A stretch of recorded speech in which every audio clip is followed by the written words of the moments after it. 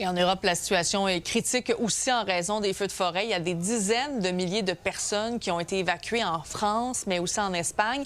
En France, on a dépassé le seuil des 50 000 hectares qui ont brûlé depuis le début de l'année. C'est presque 3 fois plus que l'année dernière.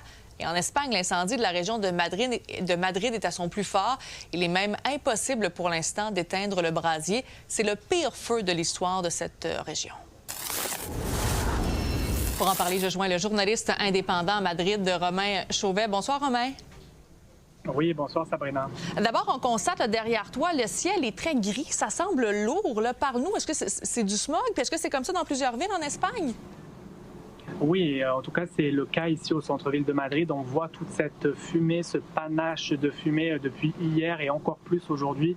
Donc, jusqu'ici, dans le centre-ville de Madrid, on sentait également dans les dernières heures un petit peu l'odeur de ces incendies. Il faut dire qu'ils sont non loin du centre-ville de Madrid, à quelques dizaines de kilomètres, et que la situation s'est dégradée au cours de la journée parce que plusieurs différents incendies au sud-sud-ouest de Madrid ont fusionné au cours de la journée. Et donc, tout ça a compliqué les opérations des pompiers sur place, notamment avec ces vents forts, et c'est donc en raison de ces vents que l'on voit toute cette fumée ici sur le centre-ville de Madrid. Parce qu'on parle notamment de 32 000 hectares qui ont brûlé là, au nord de Madrid, et là, il y a même le gouvernement de l'Espagne qui a déclaré l'état d'urgence national. Ça signifie quoi, là, à l'heure où on se parle?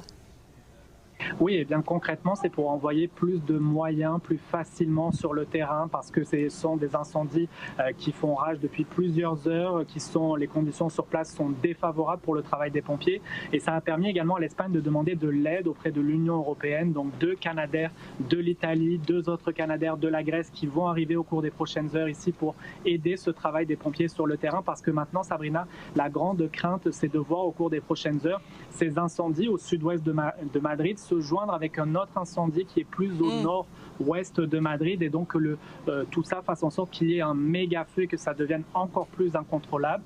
Ce soir, il y a plus de 60 000 personnes, imaginez, qui sont confinées ou qui ont dû évacuer à travers l'Espagne, la grande majorité ici à Madrid. Et est-ce qu'on sait s'il y a de la pluie qui est prévue dans les prochains jours? Donc, est-ce qu'on sait quand pourraient peut-être s'arrêter ces feux de forêt-là? Malheureusement, non, pas de pluie à venir. On nous dit que la journée de demain sera également extrêmement difficile avec ces vents forts, avec cette chaleur également. On nous dit que c'est peut-être la journée de dimanche où on pourrait voir une certaine amélioration, mais il n'y a pas de pluie et il fait encore extrêmement chaud. On sort ici en Espagne d'une nouvelle canicule dans les derniers jours. On a atteint 45-46 degrés dans certains secteurs du pays.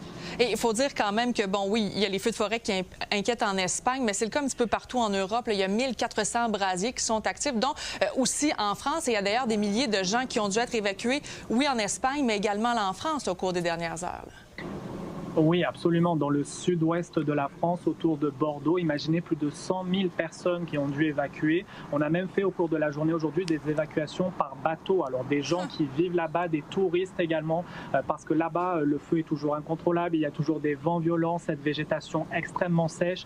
Et ce soir, on nous dit que la situation est toujours compliquée. Elle va l'être tout au long de la nuit. Il y a des renforts qui ont été envoyés sur place, et on nous dit également que le feu se rapproche dangereusement de la ville de Bordeaux également, parce que les vents ont changé de direction. Alors vraiment là-bas, c'est une situation du jamais vu, c'est ce que disaient les autorités ce soir dans les dernières heures. Donc toujours ces moyens qui sont mobilisés dans le sud-ouest de la France, mais on voit la même situation également en Italie, en Sicile, où il y avait d'importants incendies également dans les derniers jours. Un pompier là-bas aussi qui est décédé. Alors vous voyez, Sabrina, c'est vraiment toute l'Europe du Sud qui est touchée par ces incendies. Vraiment, Romain Chauvet. Merci beaucoup d'avoir été avec nous. Plaisir. Au revoir.